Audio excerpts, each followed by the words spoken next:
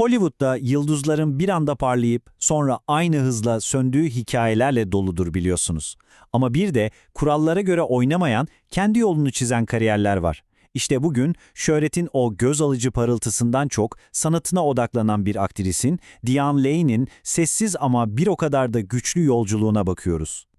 Bir kariyere başlamak için bundan daha güçlü bir cümle olabilir mi? Düşünsenize, sinema tarihinin en büyük efsanelerinden biri Sir Laurence Olivier, genç bir oyuncu için kalkıp bu sözleri söylüyor.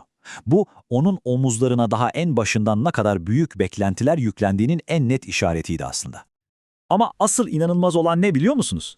Bu ağır unvan tecrübeli bir yıldıza falan değil, daha ergenliğe yeni adım atmış 13 yaşındaki bir kıza verilmişti.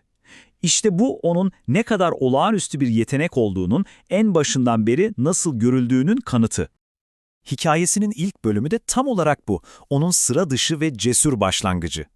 Peki nasıl oluyor da bu kadar genç yaşta bu kadar korkusuz olabiliyor insan? Bakın bu gerçekten inanılmaz bir hikaye. Çoğumuzun o yaşlarda okul gezilerine bile tek başına gidemediğini düşünürsek, Diane Lane, A Little Romance filminin başrolü için tek başına okyanusu aşıp New York'tan Paris'e uçuyor. Bu olay bütün kariyerini şekillendirecek o bağımsız ruhunun belki de en net kanıtı. Yükselişi o kadar hızlı ki resmen baş döndürücü. Sadece 7 yıl gibi kısacık bir sürede 6 yaşında sahneye ilk adımını atan bir çocuktan 13 yaşında uluslararası bir film yıldızına dönüşüyor. Yani bu normal bir kariyer başlangıcı falan değil, bu tam anlamıyla bir harika çocuğun hikayesi. Peki bu korkusuzluk nereden geliyordu? Cevap belki de bu alışılmadık çocuklukta gizli. Düşünün, sürekli hareket halindesiniz, istikrarlı bir ev hayatınız pek yok ama sanatla iç içesiniz. İşte bu biraz kaotik gibi görünen ortam, onun direncini ve kendi ayakları üzerinde durma becerisini şekillendiren en temel şeylerden biri olmuş. Tabii bu kadar hızlı bir yükseliş beraberinde kaçınılmaz zorluklara da getiriyor. Çocuk yıldızlıktan yetişkin bir aktris olmaya geçiş süreci pek de sancısız olmuyor onun için.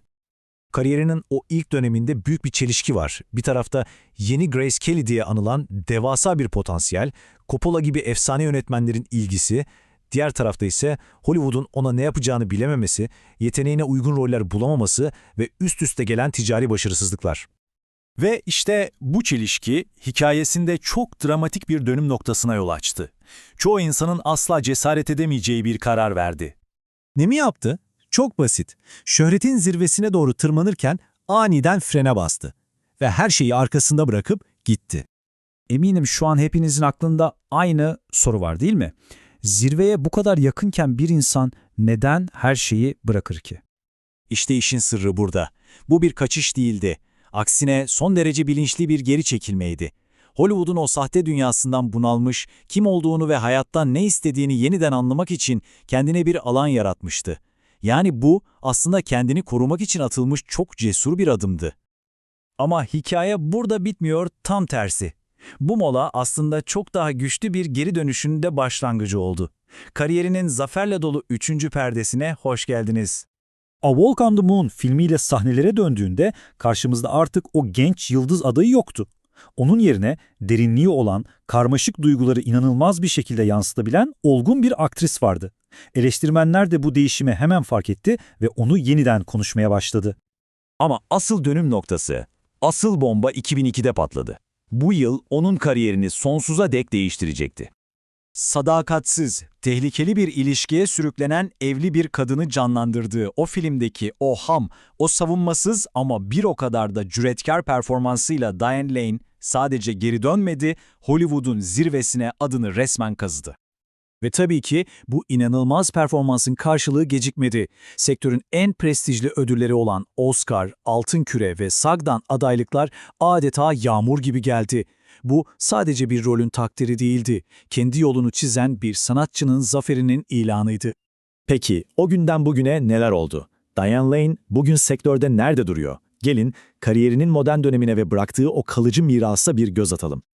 Onun mirası işte bu akıl almaz çok yönlülükte yatıyor. Bir bakıyorsunuz Under the Tuscan Sun'la içimizi ısıtan romantik bir başrol, bir bakıyorsunuz Man of Steel'de Superman'in annesi Martha Kent gibi ikonik bir karakterle gişe rekorları kırıyor.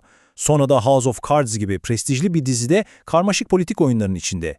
İşte bu onun bir film yıldızından çok daha fazlası, gerçek bir oyuncu olduğunun en net kanıtı. Aslında bütün kariyerini özetleyen sihirli cümle bu. O her zaman ünlü olmaktan çok iyi bir oyuncu olmayı seçti. Özgünlüğünü ve sanatını her şeyin önünde tuttu. Ve bu bölümü de bu düşündürücü soruyla bitirelim. Her anın paylaşıldığı, şöhretin saniyeler içinde parlayıp söndüğü günümüz dünyasında Diane Lane'in kariyeri bize ne anlatıyor? Belki de gerçek gücün spot ışıklarının o geçici parlaklığında değil de sanatın o sessiz ve kalıcı derinliğinde yattığını hatırlatıyordur. Ne dersiniz?